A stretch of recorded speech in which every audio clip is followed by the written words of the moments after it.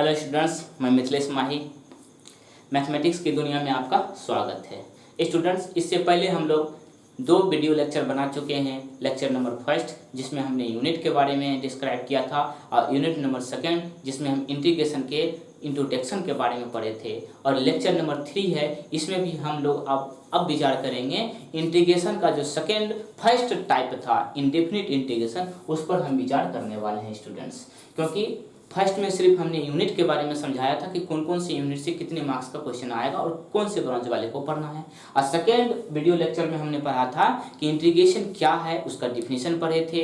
Integration के 2 type होते हैं, इंडेफिनिट इंटीग्रेशन और डेफिनिट इंटीग्रेशन, इस पर थोड़ा थोड़ा विचार किए थे। उसके बाद इंटीग्रेशन का क्या एप्लीकेशन है, क्या यूज है, किस फील्ड में इसका यूज किया जाता है, उस पर हमने विचार किया। और तीसरे वीडियो लेक्चर में हम लोग बात करेंगे कि इंडेफिनिट इंटीग्रेशन के बारे में, जो कि इंटीग्रेशन का फर्स्ट टाइप है। और इस इंडेफिनिट इंटीग्रेशन में किस प्रकार के क्वेश्चन होंगे और उसको किस तरह से सॉल्व करेंगे, उस पर विचार करते हैं। तो पहला टाइप था हमारा स्टूडेंट्स इंडेफिनिट इंटीग्रल, है ना। इसका 2 अलग नाम था, एक था प्रिमिटिव, फिर से हम लिख देते हैं प्रिमिटिव, दूसरा था स्टूडेंट्स बी नंबर में antiderivative. Antiderivatives indefinite integration का 2 अलग अलग नाम है, प्रिमिटिव और एंटी डिराइवेटिव। इस पर भी हमने बतलाया था, इसका मीनिंग भी एक ही होता है, बस इसको अलग अलग नाम से उच्चारण किया जाता है। जो स्टूडेंट का मन हो इसका नाम दे सकते हैं। आप एंटी डिराइवेटिव बोल सकते हैं, आप प्रिमिटिव बोल सकते हैं, या फिर एंटी डिराइवेटिव बोल सकते हैं, या इंडेफिनिट इंटीग्रल बोल सकते हैं। दोनों तीनों का मतलब एक ही होता है। अब देखिए स्टूडेंट्स, विचार करते हैं स्मॉल fx इंटू dx, ये सिंबल है इंडेफिनिट इंटीग्रेशन का। ये fx फंक्शन है और इस फंक्शन का डिफरेंशियल इंटीग्रेशन dx के रिस्पेक्ट हो रहा है। अच्छा से समझिएगा स्टूडेंट्स, ये dx है ना, ये हमारा fx फंक्शन है और फंक्शन का इंटीग्रेशन dx के रिस्पेक्ट किया जा रहा है, तो इसीलिए हम dx लिखते हैं। मान लेते हैं इसका आंसर आया कैपिटल fx। मान लेते हैं कि स्मॉल fx का हमने इंटीग्रेशन फाइंड किया, तो इसका आंसर आया कैपिटल fx। कैसे आया इस पर विचार नहीं कीजिए, मान लिया हमने, और इसमें प्लस किया जाता है c। आपका क्वेश्चन होगा सर इसमें प्लस c क्यों किए, c का मीनिंग क्या है, c को क्या कहते हैं, c को क्यों ऐड किए, तो सबका हम आंसर देंगे बारी बारी से। लेकिन अभी ये समझिए कि हमने इंडेफिनिट इंटीग्रेशन, इसको क्या कहेंगे, सिंबल ऑफ इंडेफिनिट इंटीग्रेशन। ये हमारा सिंबल है, ये क्या है, सिंबल लिख सकते हैं यहाँ पे, सिंबल ऑफ प्रिमिटिव लिख दो, प्रिमिटिव। ये जो है ब्लैक वाला, ये एस की तरह, ये सिंबल है किसका, इंडेफिनिट इंटीग्रल का, या प्रिमिटिव का, या एंटी डेरिवेटिव बोलोगे। ये जो फंक्शन है बाबू, ये पूरा ये fx, इसको कहा जाता है इंटीग्रैंड। क्या कहते हैं इसको, इंटीग्रांड ना, इंटीग्रैंड। ये जो फंक्शन है इसको कहते हैं इंटीग्रैंड।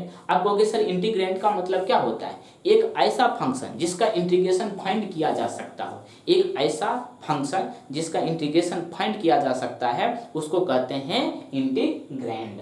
मतलब हम लोग फंक्शन का इंटीग्रेशन निकालते हैं। अगर कोई पूछेगा आपको इंटीग्रेशन किसका फाइंड किया जाता है, तो फंक्शन का फाइंड किया जाता है। कैसा फंक्शन का, जो इंटीग्रैंड हो, मतलब एक ऐसा फंक्शन जो इंटीग्रेशन निकालने योग्य हो, एक ऐसा फंक्शन जिसका इंटीग्रेशन निकाला जा सकता है, एक ऐसा फंक्शन जिसको हम इंटीग्रेशन निकाल सकते हैं, उसको कहते हैं इंटीग्रैंड। तो यहाँ पे इंटीग्रैंड क्या हो जाएगा हमारा fx।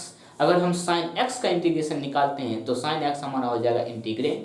अगर fx के जगह पे रहेगा p, तो p हो जाएगा हमारा इंटीग्रैंड। अगर fx के जगह पे रहेगा cot x, तो cot x हमारा हो जाएगा इंटीग्रैंड। अगर fx के जगह होगा log x, तो log x हो जाएगा हमारा इंटीग्रैंड। यानी fx के प्लेस पे जो भी फंक्शन होगा वो हमारा इंटीग्रैंड कहलाएगा। और ये dx जो है स्टूडेंट्स, ये जो dx, इसको कहा जाता है डिफरेंशियल। डिफरेंशियल मतलब फंक्शन का इंटीग्रेशन जिसके रिस्पेक्ट फाइंड किया जाता है उसको कहते हैं डिफरेंशियल। ये फंक्शन है जिसको इंटीग्रेंड कहते हैं, और इस फंक्शन का इंटीग्रेशन जिसके रिस्पेक्ट निकाला जाता है, इसके रिस्पेक्ट का मतलब क्या, ये अगर dx लिखा है तो dx हो जाएगा डिफरेंशियल, dx के जगह पे dy होता तो dy ही हमारा कहलाता डिफरेंशियल, अगर dx के जगह पे dp होता dp तो dp ही हमारा डिफरेंशियल कहलाता। मतलब इसके प्लस पे जो भी हम वैल्यू रखेंगे वो हमारा डिफरेंशियल कहलाएगा। कहने का मतलब ये होता है कि जिस फंक्शन का इंटीग्रेशन हम निकाल रहे हैं उस फंक्शन का किस के रिस्पेक्ट इंटीग्रेशन फाइंड कर रहे हैं, जिसके रिस्पेक्ट फाइंड कर रहे हैं वही हमारा डिफरेंशियल कहलाएगा। और ये जो f(x) है स्टूडेंट, ये जो f(x) है ये कहलाएगा हमारा आंसर ऑफ प्रिमिटिव, इधर लिख लेते हैं प्रिमिटिव या इंटीग्रेटिव या इंडेफिनिट इंटीग्रेशन। अब बात करते हैं स्टूडेंट सी पर ना। सी देखिए क्या है, इस सी का क्या क्या नाम होता है। इसी को कहते हैं स्टूडेंट्स कांस्टेंट ऑफ इंटीग्रेशन। क्या कहते हैं इसको, कांस्टेंट ऑफ इंटीग्रेशन। मतलब क्या, जिसका फंक्शन का हम इंटीग्रेशन निकाल रहे हैं, जो हमारा आंसर आया उसमें सी प्लस किया जाता है। तो क्यों किया जाता है इसका आंसर बाद में देंगे, और इसका क्या नाम है, ये क्या चीज है जो इसको इसमें ऐड किया गया, तो वही नाम बता रहा हूँ। इस सी का नाम होता है कांस्टेंट ऑफ इंटीग्रेशन। मतलब इसमें हम सी प्लस कर दें तो सी का नाम होगा कांस्टेंट ऑफ इंटीग्रेशन, इंटीग्रेशन का कांस्टेंट। दूसरा नाम होता है इसका अथवा में आर्बिट्रेरी कांस्टेंट, आर्बिट्रेरी कांस्टेंट। आपको आर्बिट्रेरी कांस्टेंट का मतलब क्या हुआ, तो आर्बिट्रेरी कांस्टेंट का मतलब बहुत होता है ना। फिजिक्स में पढ़ेंगे तो इसका मीनिंग फिजिक्स के रूप में लेंगे, केमिस्ट्री में पढ़ेंगे तो केमिस्ट्री के रूप में लेंगे। मतलब जिस सब्जेक्ट में हम पढ़ेंगे इसका मीनिंग उसके अनुसार दिया जाता है ना। तो अकॉर्डिंग टू मैथमेटिक्स के अनुसार आर्बिट्रेरी कांस्टेंट का मीनिंग होता है एक ऐसा वैल्यू जो कांस्टेंट और वेरिएबल के बीच का, एक ऐसा वैल्यू जो वेरिएबल और कांस्टेंट के बीच का हो, उसको कहते हैं आर्बिट्रेरी कांस्टेंट। वेरिएबल मतलब क्या है, एक्स वाई जेड क्या है, वेरिएबल है ना, 1 2 3 क्या है, कांस्टेंट है। तो इसके बीच का जो वैल्यू होता है उसको कहते हैं आर्बिट्रेरी कांस्टेंट कहते हैं। अब देखिए स्टूडेंट, तो यहाँ पे ये तो हो गया कि सी को क्या कहा जाता है, तो सी को कहा जाता है कांस्टेंट ऑफ इंटीग्रेशन या आर्बिट्रेरी कांस्टेंट। अब बात आता है कि सी को हम ऐड क्यों करते हैं। देखिए सी यहाँ रिप्रेजेंट करता है कि जिस फंक्शन का हम इंटीग्रेशन निकाल रहे हैं उसमें कांस्टेंट को ना, जिस फंक्शन को हम इंटीग्रेशन निकाल रहे हैं उस फंक्शन में अगर कांस्टेंट है तो उस कांस्टेंट को ये सी रिप्रेजेंट करता है। जैसे कि अगर हम मान लेते हैं हमारे पास में कुछ क्वेश्चन है, जैसे x² + x। अब इसका हम इंटीग्रेशन निकालेंगे तो देखिए इसमें कहीं कांस्टेंट है 1 2 3 कहीं है, नहीं है। इसका मतलब है कि सी किसको रिप्रेजेंट करेगा, 0 को रिप्रेजेंट करेगा। मतलब क्या, इसमें कांस्टेंट है ही नहीं। अगर इसमें हम कांस्टेंट दे दूं 5 तो सी किसको रिप्रेजेंट करेगा, 5 को रिप्रेजेंट करेगा। मतलब ये सी कहेगा कि जिस फंक्शन का आप इंटीग्रेशन निकाल रहे हैं उसमें एक कांस्टेंट था। कौन था कांस्टेंट, 5। तो 5 किसको रिप्रेजेंट कर रहा है, सी को। मतलब सी किसको रिप्रेजेंट कर रहा है, 5 को। अब क्यों ऐड करते हैं उसका जवाब देते हैं, इसको नोट कर लीजिए। ये सिंबल ऑफ इंटीग्रेशन, इस f(x) को कहते हैं इंटीग्रेंड, dx को डिफरेंशियल। ये आंसर, इस फंक्शन का आंसर है f(x). अब प्लस सी ऐड किए, सी का नाम हमने दे दिया, क्या क्या नाम है। अब क्यों सी को ऐड करते हैं इस पर विचार करते हैं। एक चीज ध्यान रखिएगा, जब भी हम लोग इंडेफिनिट इंटीग्रेशन पे विचार करेंगे, इंडेफिनिट इंटीग्रेशन फाइंड करेंगे तो उसके आंसर में सी को प्लस कर दिया जाता है। लेकिन वहीं पे डेफिनिट इंटीग्रेशन पढ़ेंगे तो उसमें सी नहीं होता है। तो आप क्वेश्चन को देखकर मालूम कर सकते हैं ये इंडेफिनिट है। क्यों, क्योंकि इसके सिंबल में लोअर लिमिट अपर लिमिट नहीं है। अगर लोअर लिमिट अपर लिमिट नहीं है तो इसका मतलब है कि ये इंडेफिनिट इंटीग्रेशन है। अब इसको आंसर से भी मालूम कर सकते हो कि इंडेफिनिट का है। क्यों, क्योंकि इंडेफिनिट इंटीग्रेशन के आंसर में सी को प्लस कर दिया जाता है। तो जब इसमें सी प्लस रहेगा तो आपको मालूम हो जाएगा कि ये इंडेफिनिट इंटीग्रेशन का आंसर है। इसका मतलब है कि जिस फंक्शन का इंटीग्रेशन निकाला गया था इंडेफिनिट मेथड से, मतलब वो किस टाइप का इंटीग्रेशन था, इंडेफिनिट टाइप का इंटीग्रेशन था। तो क्वेश्चन से कैसे मालूम करेंगे, इसमें लोअर अपर लिमिट नहीं है। आंसर से कैसे मालूम करेंगे कि उसके आंसर में सी प्लस होता है तो इसका मतलब इंडेफिनिट है, और सी प्लस नहीं होता है तो इंडेफिनिट होता है। अब कहोगे सर कि सी ही प्लस कर सकते हैं, एक्स वाई जेड नहीं कर सकते हैं, तो नहीं। देखिए सी के प्लस पे कहीं कहीं आपको के मिलेगा ना, स्मॉल के या सी डैश मिलेगा। तो बहुत ही प्रचलित हो जाता है। जैसे कि कोई पूछता है क्या होता है a प्लस बी का होल स्क्वायर आता है, तो इसका मतलब थोड़ी है कि x प्लस वाई का होल स्क्वायर नहीं होता है। तो c के प्लस पे आप कुछ भी रख सकते हो, लेकिन बहुत ही ज़्यादा प्रचलित हो गया है c या c डैश या स्मॉल k। अब बात करते हैं कि c को ऐड क्यों करते हैं। तो हम दो क्वेश्चन लेते हैं। देखिए ये क्वेश्चन जो होता है ना, आपको दो मर्जा का मतलब क्या, मतलब भयभीत कर देगा, मतलब थोड़ा समझने के लिए मजबूर कर देगा। कैसे? जैसे कि एक फंक्शन है यहाँ पे d/dx, हम मान लेते हैं कैपिटल f(x) हमारे पास है ना एक फंक्शन, और इसका हम डिफरेंशिएशन निकालते हैं। तो डिफरेंशिएशन मान लेते हैं यहाँ पाया हमको स्मॉल x, और हमें इंटीग्रेशन का डिफिनीशन याद है, the reverse process of differentiation is called integration. मतलब जिस फंक्शन का डिफरेंशिएशन निकाल रहे तो उसका आंसर आया स्मॉल f(x) मान लेते हैं। इसका मतलब इस स्मॉल f(x) का इंटीग्रेशन निकालेंगे तो आएगा हमको कैपिटल f(x).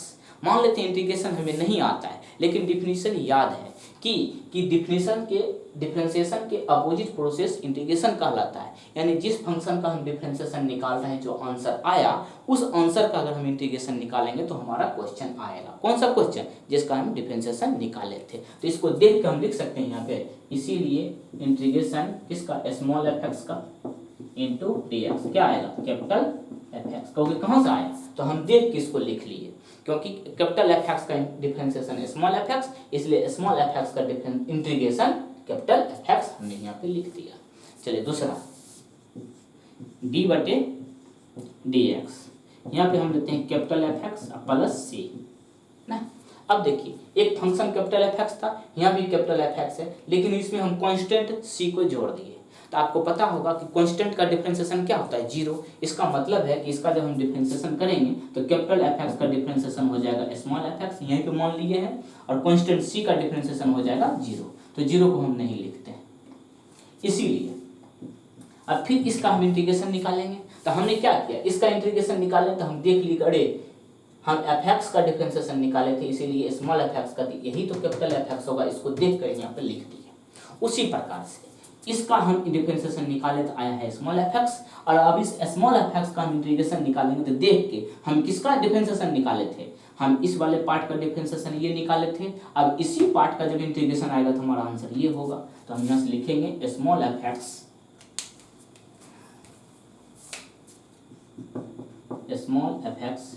इंटू dx, तो हमारा आंसर क्या हो जाएगा, ये हो जाएगा ब्रैकेट वाला, ये हो जाएगा आपका कैपिटल f(x) प्लस c। आप कहोगे सर आप हमको क्या समझाने का प्रयास कर रहे हैं। हम जो आपको समझाने का प्रयास कर रहे हैं वो आप समझने का प्रयास भी करिए। हम यहाँ पर देख रहे हैं कि कैपिटल f(x) का इंटीग्रेशन आया है स्मॉल f(x), कैपिटल f(x) का डिफरेंशिएशन आया है स्मॉल f(x), यहाँ भी कैपिटल f(x) प्लस c का डिफरेंशिएशन आया है स्मॉल f(x). यहाँ तक तो ठीक है। अब इधर आ जाते हैं, ठीक है। स्मॉल f(x) का इंटीग्रेशन आया है कैपिटल f(x), इसको देख के हमने लिख दिया। यहाँ भी स्मॉल f(x) का डिफरेंशिएशन आया है कैपिटल f(x) प्लस c, क्यों, तो इसको देखकर हमने लिख दिया। अब देखिए, इसको आप देखने का प्रयास नहीं कीजिएगा, ठीक है। इसको हम ऐसे करके झाँप देते हैं, मतलब आप नहीं देख रहे हो, ऐसे करके। अब उधर देखिए इक्वेशन फर्स्ट में क्या है, स्मॉल f(x) और उसका इंटीग्रेशन आया है कैपिटल f(x), सही बात है। अब दूसरा इक्वेशन 2 देखिए, स्मॉल f(x) का इंटीग्रेशन क्या है, कैपिटल f(x) प्लस c। कुछ पता चल रहा है, मतलब इक्वेशन फर्स्ट और इक्वेशन सेकेंड में एक ही क्वेश्चन हमारे पास है।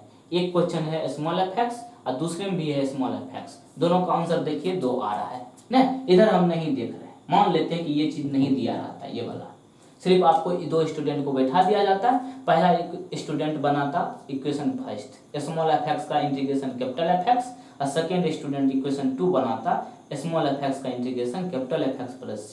तो देख रहे हैं हम एक ही फंक्शन का इंटीग्रेशन निकाल रहे हैं, लेकिन आंसर अलग अलग आ रहा है। एक को आ रहा है कैपिटल f(x), दूसरे को आ रहा है कैपिटल f(x) प्लस c। क्या कुछ अंतर है कि नहीं? इधर आप देखिएगा नहीं, हम तो हटा लिए हैं, लेकिन देखिएगा नहीं आप, नहीं इधर ही देखना। मान लेते हैं कि कैपिटल f(x) का मतलब है x, इसका मतलब यहाँ भी ये होगा x, यहाँ पर c का मतलब कोई कांस्टेंट मान लेते हैं 5। तो बताइए इसमें और इसमें अंतर है कि नहीं? लाख जमी का अंतर है। अंतर यही है कि ये सिर्फ x है और यहाँ x में 5 को जोड़ दिया गया है। तो कहने का मतलब ये है स्टूडेंट्स, यहाँ पे कंफ्यूजन हो रहा है। हमारे पास अगर ये चीज़ नहीं दिया आता और आपको बोलते स्मॉल एफ एक्स का इंटीग्रेशन निकालो तो निकालते कैपिटल एफ एक्स, और फिर दोबारा देते स्मॉल एफ एक्स का तो उसका आता कैपिटल एफ एक्स प्लस सी। तो बताइए एक क्वेश्चन का दो अलग अलग आंसर का भी होगा। अगर दो अलग अलग आंसर होगा तो वहाँ पे दिक्कत नहीं होगा। कोई बनाएगा स्टूडेंट कैपिटल एफ एक्स तो दूसरा देगा कैपिटल एफ एक्स प्लस सी। 100 स्टूडेंट का 100 रकम का आंसर हो जाता है ना। कुछ का आंसर होता है एफ एक्स, दूसरे का होता है कैपिटल एफ एक्स प्लस सी। तो ऐसा प्रॉब्लम जब इंटीग्रेशन में क्रिएट हुआ तो मैथमेटिशियन ने कहा कि देखो भाई, जब भी इंडिफिनिट इंटीग्रेशन में आप इंटीग्रेशन फाइंड करोगे तो चाहे उस फंक्शन में कांस्टेंट हो या ना हो, अपने मन से सी ऐड कर देना। फिर से मैं बोलूँ, क्या बोला? मैथमेटिशियन ने कहा, कौन मैथमेटिशियन? जिसने इंटीग्रेशन के बारे में बहुत चीज़ दिया ना, पीएचडी के बारे में बतलाया कि देखो जिस फंक्शन का आप इंटीग्रेशन फाइंड कर रहे हो उस फंक्शन में कांस्टेंट हो या ना हो, जिस फंक्शन का आप इंटीग्रेशन निकाल रहे हो उस फंक्शन में कांस्टेंट हो या ना हो, जब उसके आंसर में सी को अपने मन से ऐड कर देना। फिर से एक बार कि जिस फंक्शन का आप इंटीग्रेशन निकाल रहे हैं उस फंक्शन में कांस्टेंट है तो भी सी प्लस करेंगे और कांस्टेंट नहीं भी है तो भी सी प्लस करेंगे ना। इसका मतलब है सी रिप्रेजेंट करेगा उस कांस्टेंट को। किस कांस्टेंट को? फंक्शन में जो कांस्टेंट है। तो उस मैथमेटिशियन की बात को अगर माने, अगर हम बात नहीं माने तो ये गलत है और ये सही है, ये गलत है और ये सही है। क्यों?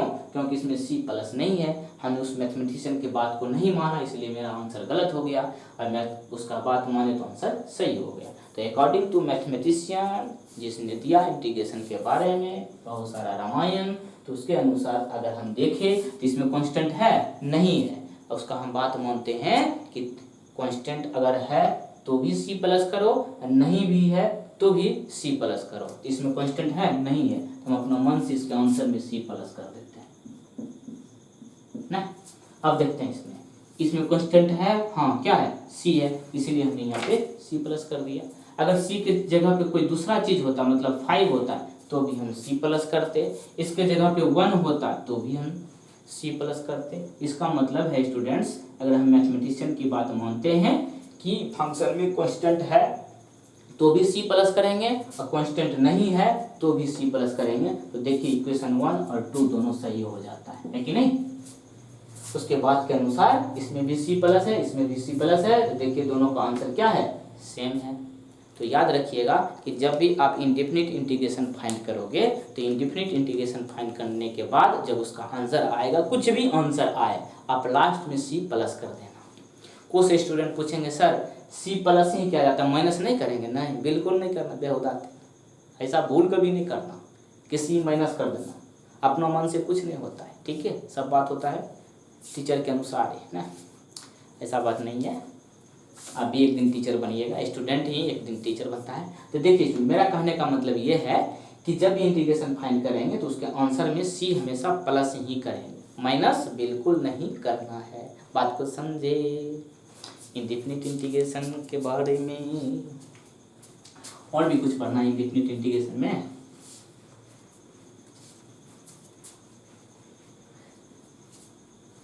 तो स्टूडेंट्स आज का वीडियो यहीं पे समाप्त करते हैं। चौथा वीडियो लेक्चर जो होगा उसमें हम लोग फार्मूला पर विचार करेंगे। तो कुल मिला के 2 से 3 वीडियो बनने वाला है फार्मूला का। हम फार्मूला सिर्फ लिख के छोड़ने वाले नहीं हैं, आपको हम याद भी करवाएंगे। मतलब जितना भी फार्मूला है इंटीग्रेशन में, सभी फार्मूला पर एक एक करके बारीकी से विचार करेंगे और सभी पर इतना एग्जाम्पल देंगे, इतने अच्छे से समझाने का प्रयास करेंगे कि फार्मूला आपको कंठस्थ याद हो जाएगा, ठीक है।